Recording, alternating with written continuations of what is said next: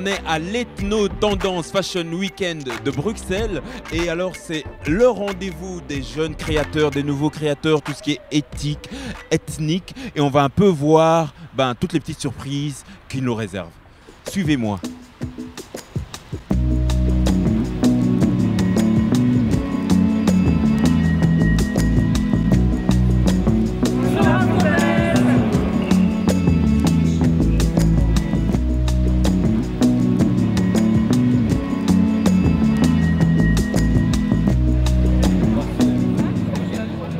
Ethno Tendance Fashion Weekend est le premier fashion weekend en Belgique qui met en avant la mode éthique, ethnique et solidaire. Donc on a la volonté d'offrir une visibilité, de promouvoir tous ces créateurs qui travaillent ce type de mode-là et la mettre en avant. Et Bruxelles en fait était orpheline d'un événement autour de la mode éthique, ethnique et solidaire. Donc Ethno Tendance est l'occasion de découvrir ces créateurs, mais également des exposants photos, des jeunes artistes qui veulent se lancer, découvrir des mannequins. Donc c'est vraiment mettre en œuvre un événement qui mobilise toutes les personnes du secteur de la mode et du design en Belgique et à l'étranger. Et derrière tout ça, il y a un message aussi que vous voulez faire passer. Quels sont les différents stands qu'on peut découvrir et derrière, quel est le message? Voilà, donc le message de base, c'est de dire que la mode, le design, l'art peut être vecteur de développement durable humain et qu'à travers ces secteurs-là, on peut développer des pôles de solidarité, mais également mettre en avant l'entrepreneuriat de personnes qui se lancent dans ces milieux-là.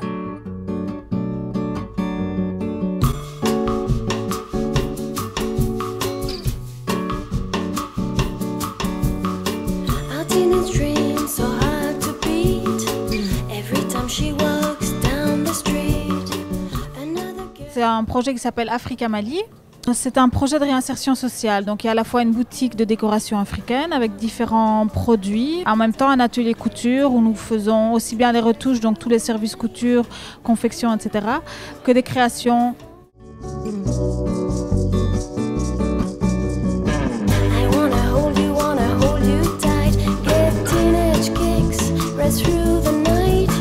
Moi ici je représente Inzuki Designs, qui est une marque rwandaise en fait. Donc ce sont des créations rwandaises produites là-bas localement et artisanales évidemment. Je suis très contente de participer à l'Ethno Tendance parce que c'est une première pour les bijoux Inzuki Design, la première à Bruxelles, donc on est très fiers d'y participer.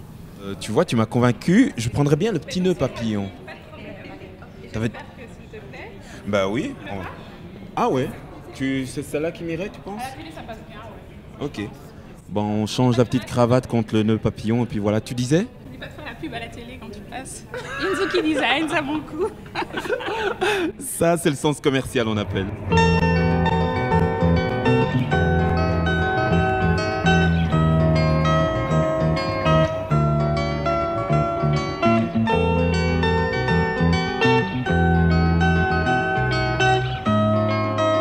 C'est vrai qu'Ethno Tendance, c'est une histoire familiale, c'est l'histoire d'une mère, de deux filles. Et puis je dirais que c'est une histoire familiale plus large. C'est une histoire de personnes qui sont fières de leur métissage de culture et qui se disent citoyens du monde et qui veulent mettre en avant ce brassage culturel. Justement, puisque tu parles de brassage culturel, on se demande bien quel est le brassage qui nous a donné une si jolie demoiselle. Raconte-nous toutes tes origines, d'où tu viens.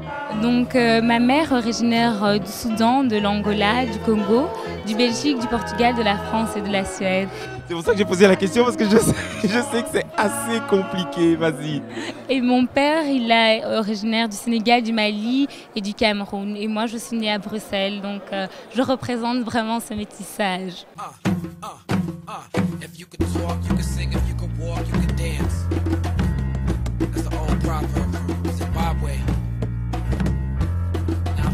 Alors moi je m'appelle Amélia, j'ai 21 ans, je suis mannequin pour Ethno Tendance, j'ai fait quelques défilés, etc.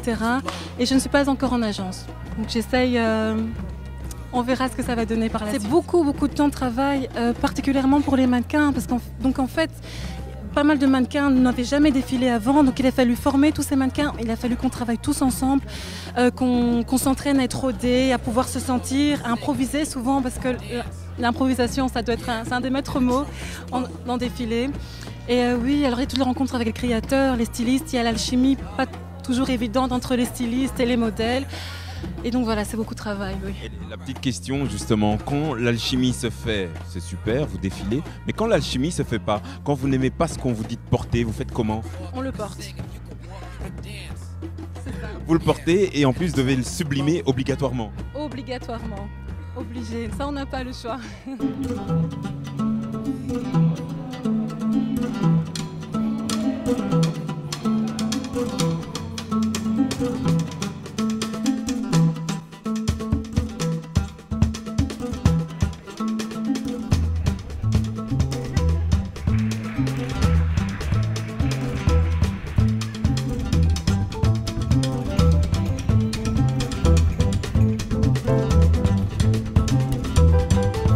Alors, tu nous as réquisitionné pour l'élection du mannequin solidaire. De quoi s'agit-il?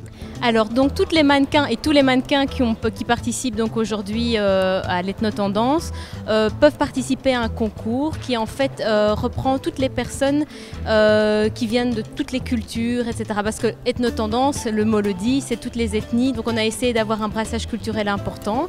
Et donc, aujourd'hui, on va élire une fille ou un garçon qui représente ce brassage culturel, tout simplement.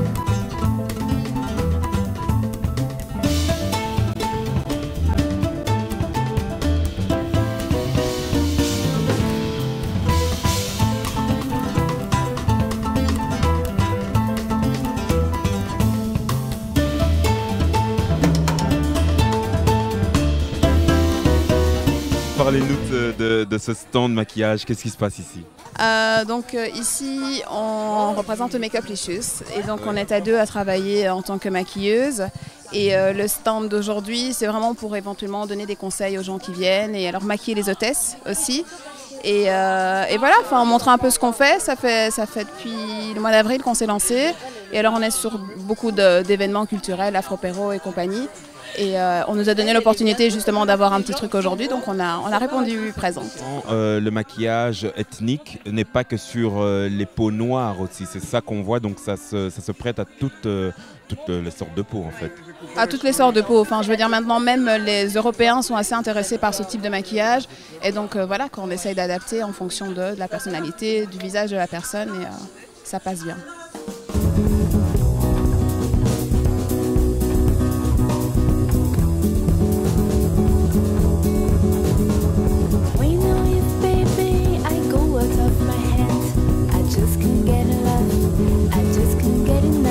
On va dire que la spécificité, c'est la femme africaine. Maintenant, on ne veut pas se limiter juste à la femme africaine, alors on ouvre, on sait que voilà, on sait maquiller autant une européenne qu'une chinoise, qu'une africaine, et on est tout terrain. Qu'est-ce que tu es en train de faire? Qu'est-ce que tu vois? Je vois un peu de clair là-bas, de brun. Comment ça se passe? Tu commences par où? Tu continues par quoi? Ben là, en fait, j'ai fait tout simplement un petit... on va dire un smokey eyes. Donc il y a la zone claire ici, il y a une petite zone de lumière qu'on voit là, j'ai mis du doré, puis le brun foncé pour refermer. Et comme elle a le teint clair, je ne pouvais pas mettre peut-être une couleur trop foncée pour pas lui assombrir le visage ou pas le rendre trop sérieux. Donc du coup j'ai juste mis la ligne d'eyeliner noir. J'aurais pu mettre une brune mais j'avais quand même envie de laisser un contraste. Donc j'ai mis le contraste noir et son sourcil naturel. C'est vraiment un maquillage de jour, on va dire. C'est au feeling, c'est de l'art quoi quand on t'entend parler. Ouais, je suis une artiste. Allez, on continue notre petit tour. À bientôt. Hein. À bientôt mademoiselle.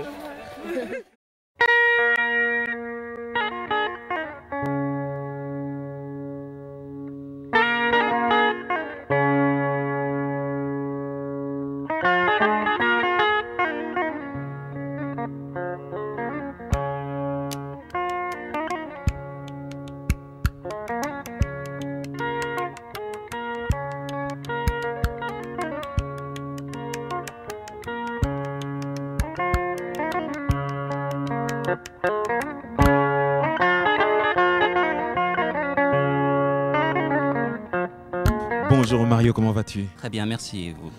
Ça va très bien. Dis-moi quel est le sujet de ton expo? Le sujet de mon exposition, c'est la femme noire et la coiffure africaine. Je trouve qu'il y a une forte symbolique au niveau des formes et au niveau justement de la texture, des matières, que j'ai voulu tout simplement rendre hommage à cette coiffure et à cette culture.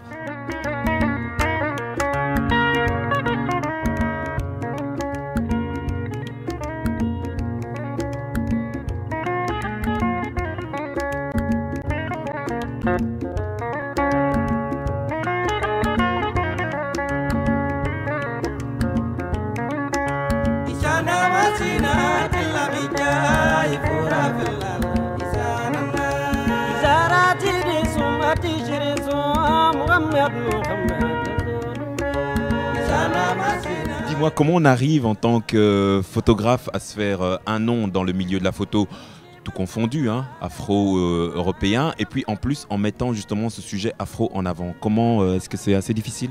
Je suis un ancien coiffeur-maquilleur et la photo c'est une surprise. Je suis devenu photographe par hasard. Et pour revenir à la question, il faut être soi-même, il faut vraiment croire en ce qu'on fait et je pense que les gens le ressentent et du bouche à oreille, on finit par se faire un nom, mais il n'y a pas de secret particulier. Je pense que l'essentiel c'est de croire en ce qu'on fait et voilà. Je te remercie. C'est aussi simple que ça. Qui vous remercie. Merci à vous. Et je crois qu'on est pas mal à te remercier parce que voilà, c'est vraiment magnifique ce que tu fais. Merci beaucoup, merci pour les encouragements et on essaie de faire de notre mieux. I